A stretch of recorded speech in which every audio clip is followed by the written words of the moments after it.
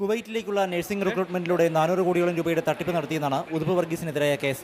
ഒരാളിൽ നിന്ന് 19,500 രൂപ മാത്രം ഈടാക്കാമെന്നിരിക്കെ 20 ലക്ഷം രൂപയാണ് ഉദുപ്പിന്റെ നേതൃത്വത്തിലുള്ള അൽ സറാഫ ഏജൻസി ഈടാക്കിയിരുന്നത്.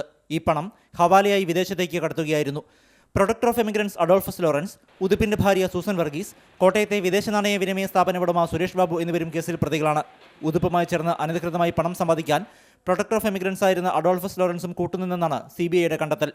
രണ്ടാം പ്രതിയായ അഡോൾഫസിനെ നേരത്തെ CBI അറസ്റ്റ് ചെയ്തിരുന്നു. കുവൈറ്റിലേക്ക് കടന്ന ഉദുപ്പിനോട് നാട്ടിലെത്താൻ CBI പലതവണ ആവശ്യപ്പെട്ടെങ്കിലും തയ്യാറായിരുന്നില്ല. തുടർന്ന് ഇന്റർപോളിന്റെ സഹായം തേടി. ഇതിനിടെ ഉദുപ്പ് ഹൈക്കോടതിയെ സമീപിച്ചു. ഈ മാസം 30-നകം കീഴടങ്ങാൻ ഹൈക്കോടതി നിർദ്ദേശിച്ചു.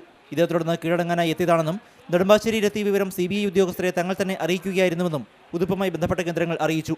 അതേസമയം കേസ് സംബന്ധിച്ച് എല്ലാം പിന്നീട് വെളിപ്പെടുത്താമെന്ന് ജനറൽ ആശുപത്രിയിൽ വൈദ്യപരിശോധനയ്ക്കെത്തിക്കവേ ഉദുപ്പ് മാതൃഭൂമി ന്യൂസിനോട് പറഞ്ഞു.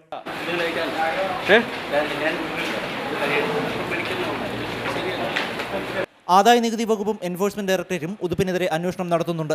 കോട്ടയം മണർകാട് സ്വദേശിയായ ഉദുപ്പിന് സ്വദേശത്തും വിദേശത്തുമുള്ള ബന്ധങ്ങളാണ് ഇത്രനാൾ ഒളിവിൽ കഴിയാൻ സഹായകമായതെന്നാണ് കരുതുന്നത്. മാതൃഭൂമി ന്യൂസ്, കൊച്ചി.